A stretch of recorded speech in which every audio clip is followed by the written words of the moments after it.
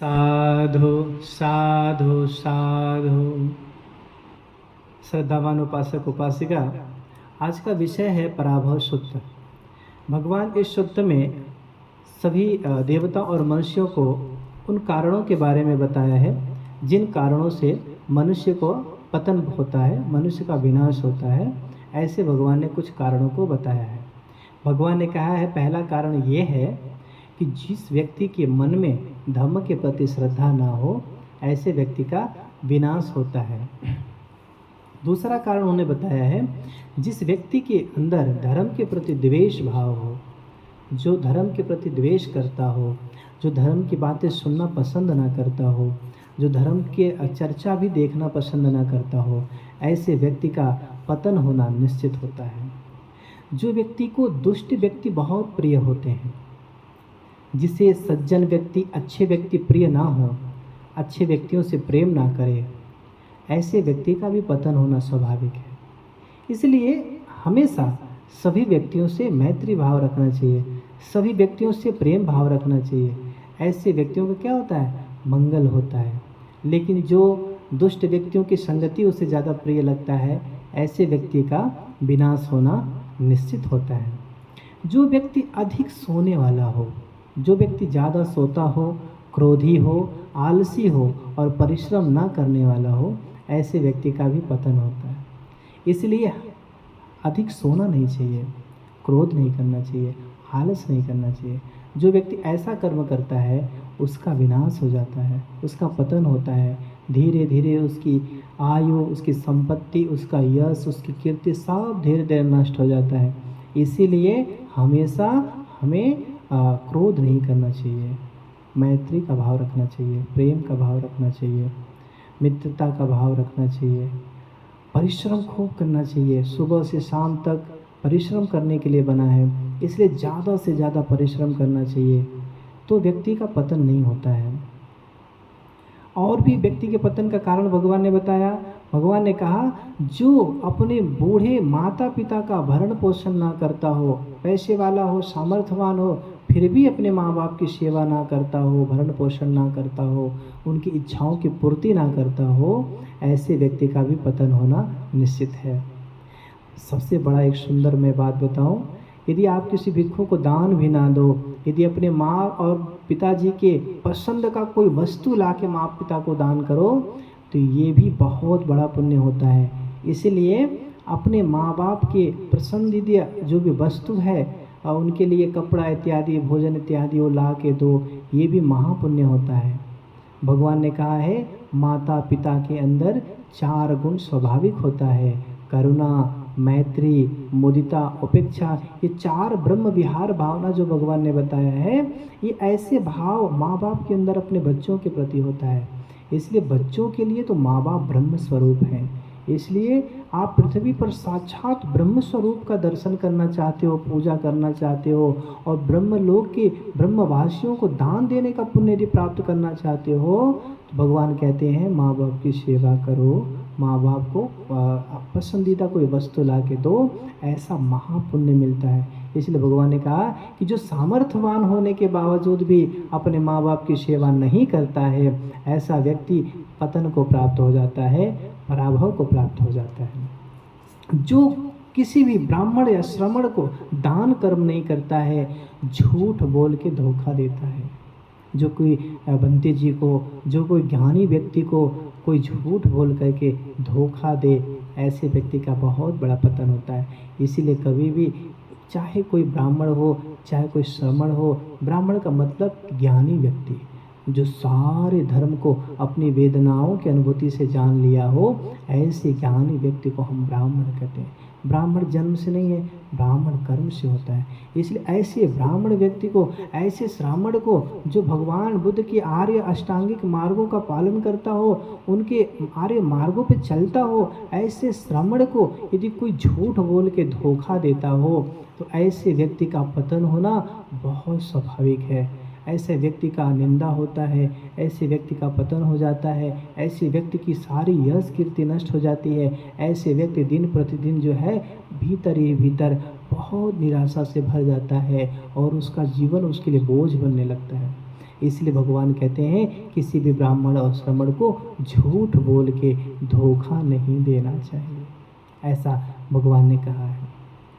फिर भगवान कहते हैं जो संपत्तिवान होता है, बहुत संपत्ति है, पर उसका उपयोग वो सिर्फ स्वयं के लिए करता है, वो एक भी उसका हिस्सा किसी को दान नहीं देता है, सारी संपत्ति को स्वयं भोगता है, ऐसे व्यक्ति का पतन होना स्वाभाविक है।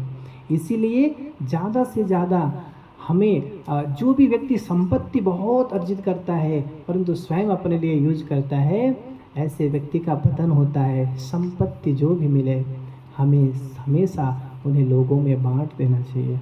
संपत्ति मिलता है तो परिवार में बांट दो, समाज में बांट दो, अपने पुण्य कर्मों के लिए बांट दो, क्योंकि कोई भी संपत्ति यदि हमेशा अपने पास रखे जाए तो खत्म हो जाती है और यदि बांट दिया जाए तो निरंतर बढ़ती जाती है। इसलिए निधि कांड सूत्र में भगवान ने इस बारे में बड़ा विस्तार से बताया है। यदि आपको संपत्ति के बारे में बहुत सारी जानकारियाँ करनी है और संपत्ति कैसे बढ़ सकती है, संपत्ति कैसे अधिक हो सकती है और संपत्ति दिन रात कैसे बढ़ सकती है, भगवान ने निधि कांड सूत्र में बताया है। इसलिए वहाँ जा कर के इसको अच्छे से आप लोग देख सकते हैं। इसलिए भगवान कहते हैं संपत्ति मिला है तो इसे यथा उचित अनुसार लोगों को बांट देना चाहिए और उसका उपयोग करना चाहिए। संपत्ति अधिक हो और उपयोग का कोई वजह ना हो तो ऐसी संपत्ति आपके विनाश का कारण हो जाती है। इसलिए संपत्ति हो पर उसका सदुपयोग होना, ऐसा स्वभाव बनाना चाहिए, तभी वो संपत्ति आपके लिए हितकारी हो सकता है। फिर भगवान कहते हैं जो मनुष्य अपने जात अपने गोत्र का घमंड करता है, ऐसे व्यक्ति का पतन होना स्वाभाविक है। बहुत से लोग अपने जाति का बहुत घमंड करते हैं कि मैं फला हूँ, मेरी जाति ऐसी है, मैं बड़ी जाति का हूँ, तुम छोटे जाति का हो, मेरा कुल ऐसा है, मेरा गोत्र ऐसा है। इस प्रकार की यदि कोई बातें करता है और अपने उस पर बहुत गर्व करता हो, बहुत अहंकार करता हो, तो ऐसे व्यक्ति का पतन होना स्वाभाविक है। भगवान बुद्ध के जो पूर्वज लोग हैं उन्होंने अपने जाति गोत्र का बहुत घमंड किया था और यही कारण है कि वो पूरा परिवार उनका बर्बाद हो गया, विनाश को प्राप्त हो गया। इसीलिए जिन जिन लोगों ने जाति और गोत्र का घमंड किया है उनका अंत में पतन हुआ है, ये सत्य है। इसलिए हमें कभी भी अपने जाति अपने गोत्र का कभी भी घमंड नहीं करना चाहिए। और जो ऐसा करता है वो अवनति को प्राप्त होता है, वो हमेशा दुर्गति को जाता है। इसलिए भगवान कहते कभी भी किसी भी चीज़ का घमंड ना करो। जाति का घमंड नहीं, गोत्र का घमंड नहीं, धन का घमंड नहीं, रूप का घमंड नहीं, किसी भी प्रकार का घमंड ना करो, क्योंकि ये सब परिवर्तनशील है, बदलता रहता है और बदलते हुए संसार में किसी चीज़ के प्रति कोई घमंड करना नहीं चाहिए, ऐसा भगवान ने हमें बताया है। और ऐसा जो करता है वो पराभव को प्राप्त होता है। तो पराभव सूत्र में और भी भगवान बताते हैं जो स्त्री के पीछे पड़ा रहता हो, अपनी स्त्री को छोड़ के पराई स्त्री के पीछे पड़ा रहता हो, जो हमेशा शराबी हो, जुआड़ी हो, ऐसा व्यक्ति का निश्चित रूप से पतन हो जाता है। इसलिए स्त्री के पीछे नहीं पड़ना चाहिए और साथ ही साथ शराब और जुआ इन दोनों से दूर रहना चाहिए। जो कर्म ऐसा करता है वो कभी उसका विनाश नहीं होता है, कभी उसका पतन नहीं होता है। इसलिए स्त्री और शराब जुआ इत्यादि से क्या होना चाहिए, दूर रहना चाहिए। फिर भगवान कहते हैं जो अपनी पत्नी को छोड़ करके पराई स्त्री के साथ रमण करता हो, पराई स्त्री के साथ रहता हो, ऐसे व्यक्ति का पतन होना स्वाभाविक है। इसीलिए अपने पत्नी के साथ ही संतुष्ट होकर के जीवन जीने की कोशिश करना चाहिए। अपनी पत्नी को होते हुए किसी अन्य स्त्री के प्रति जो व्यक्ति ध्यान देता है वो अवनति का कारण बन जाता है। इसलिए अपनी पत्नी के साथ ही जीवन जीना एक तरह से ब्रह्मचर्य है। तो गृहस्थ लोगों के लिए अपने पत्नी के साथ जीवन जीना ही ब्रह्मचर्य का स्वरूप माना गया है। इसीलिए ज़्यादा से ज़्यादा अपने मन में ऐसा संतुष्ट भाव उत्पन्न करें कि केवल अपने पत्नी के सिवा मैं किसी दूसरे के चिंतन भी नहीं करूँगा या करूँगी, इस तरह से जीवन जीना चाहिए। इसीलिए सभी गृहस्थों को लिए भगवान ने कहा है कामे सुमिच्छाचारा वीरमणि शिक्षापदम समादयामि। अपने पत्नी के सिवाय किसी अन्य स्त्री के प्रति हम अपने मन में कोई बुरा भाव नहीं रखेंगे। इस सील का मतलब यही होता है। जब आप लोग अष्टसील ग्रहण करते हैं तो इस सील के जगह ब्रह्मचर्य का भाव आ जाता है। तो इसलिए भगवान ने कहा है केवल अपनी पत्नी के साथ ही अपने गृहस्थ जीवन के धर्मों का सेवन करना चाहिए। फिर भगवान कहते हैं जो क्षत्रिय कुल में पैदा हो जाए और अल्प संपत्ति वाला हो, जो क्षत्रिय कुल में पैदा हो और अल्प संपत्ति वाला हो और राजा बनने की कोशिश करने लगे, तो समझो ऐसे व्यक्ति का पतन होना स्वाभाविक है। जैसे आप सब लोग अच्छे से जानते हैं कि देवदत्त जो है वो अल्प संपत्ति वाला था, पर क्षत्रिय कुल में पैदा हुआ था, फिर भी राजा बनने की कोशिश कर रहा था और यही कारण था उसका पतन हो गया। इसलिए हमेशा अल्प संपत्तिवान होने के बाद, क्षत्रिय कुल में पैदा होने के बाद बड़े राजा बनने का जब स्वप्न देखता है तो उसका पतन होता है। इसलिए राजा बनने का भाव मन से निकाल करके सेवा भाव मन में लाओ, प्रजा अपने आप आपको राजा बना देगी। मनुष्य को हमेशा सेवा भाव अपने मन में रखना चाहिए।